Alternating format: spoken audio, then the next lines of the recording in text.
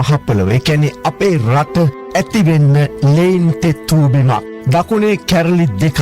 ඒ දෙකේදීම 60,000කට වැඩි තරුණ තරුණයන්ට ජීවිත අහිමි වුණ රටක්. ඊළඟට වසර 30ක් පුරා ඇදී ගිය උතුරු නැගෙනහිර යුද්ධය. ඒ යුද්ධයේදී උතුරට දෙමළ තරුණ තරුණීන් අහිමි වුණා. දකුණට මෙහේ කොල්ල කෙල්ලෝ අහිමි වුණා. සදාකාලික ආබාධිතින් දෙපැත්තෙන්ම ඇති වුණා. ප්‍රභාකරන් නම් ඉතින් මැරලා ගියා. හරිද? ඊළඟට 83 කළු ජූලිය රටම කළු තාරවලින් නාවපු අදම දේශපාලන ගේම් එකක්. අදත් ඒ වගේ ප්‍රතිඵල අප විඳවනවා. වපුරපු වෛරය අලු යට ගිනි ලෙස තාම තියෙනවා. බොහෝ තක්කඩි දේශපාලුවන් අවසන් වශයෙන් නතර වෙන්නේ ආගම සහ ජාතිය කියන ලේබල් වලට මුවා වෙලා. ආගම සහ ජාතිය කියන ලේබලයට මුවා වෙලා. ඕනම සිද්ධියක් මහා ගිනි ජාලාවක් බවට පත් කරගන්න පුළුවන් ආගම සහ ජාතිය එළියට ඇදලා ගත්තොත්. ආගම සහ ජාතිය එළියට ඇදලා ගත්තොත්. දැන් ඔය ත්‍රිකුණාමලයේ සිද්ධියත් එහෙමයි.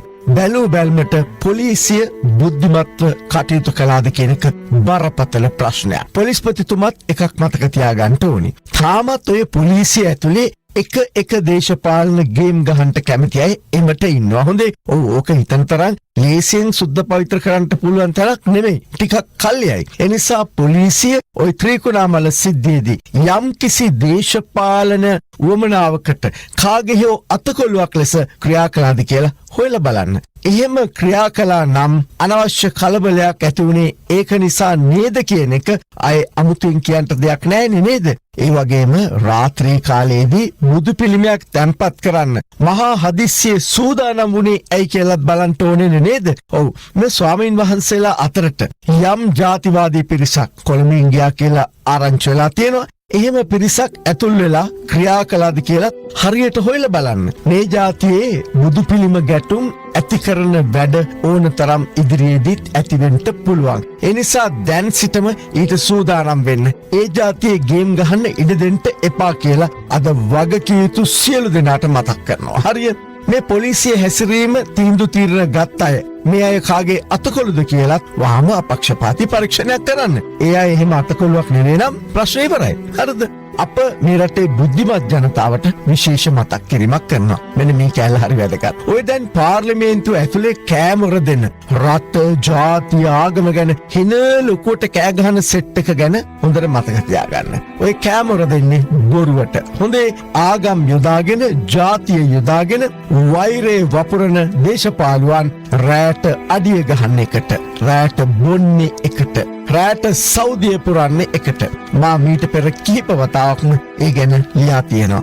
රැට සඳලු තලවලට වෙලා උන්දලා ජාතිය ආගම අමතක කරලා එකට වීදුරු ගත්තමින් සෞදිය පුරනවා. හරිද?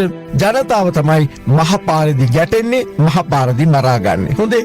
සාමාන්‍යයෙන් දැන් ඔය පෙරදිලා අද ගෙදර ඉන්න බොහෝ අය ආයේ තම අවසන් නවාතැන්පල ලෙස, ඒ කියන්නේ තක්කඩියගේ අවසන් නවාතැන්පල ලෙස ආගම සහ ජාතිය තෝරගනිමින් ඉන්නවා. මේ දාන වීඩියෝ එක මේ උඩින් කියපු කතාවත් එක්ක සම්බන්ධයක් නැහැ. හරිද? සම්බන්ධ කරගන්නටත් එපා. ඔය මේ ඊයේ පෙරේදා පාර්ලිමේන්තු මන්ත්‍රී අර්චුනා මේ සහෘද මිතුරන් ටිකක් එක්ක සෞදියේ පුරපු පාටි එකක් ඔහුම ඔහුගේ Facebook එකේ ලයිව් එකක් ආවා. හරිද? මේ මිත්‍රත්වයේ හරි මරු. හරිද? මේ මිත්‍රත්වයේ තමයි තියෙන්න ඕනේ. හැබැයි පාර්ලිමේන්තුවේදී බොරුවට සිංහල දෙමළ මුස්ලිම් කියලා මරා ගන්නවා වගේ හරිද? මේ එළියේ ඉන්න ජනතාවට පෙන්වන්නට එපා. ඔයගොල්ලෝ සෞදිය පුරන මිත්‍රත්වයේම තමයි දිගටම එළියට පෙන්වන්නටත් ඕනේ. හරිද? එළියේ ඉන්න අපි ඔයාලත්, ඒ කියන්නේ සිංහල දෙමළ මුස්ලිම් බෞද්ධ කතෝලික හින්දු මේ සියලු දෙනාම බොරුවට මරා ගන්නට යන්න හොඳ නැහැ. පේනවනේ යථාර්ථය නේද? ඔව් අපිත් මේ අර්ජුනලා පුහාමිලා වගේ මිතු දමින්ම වෙලෙමු.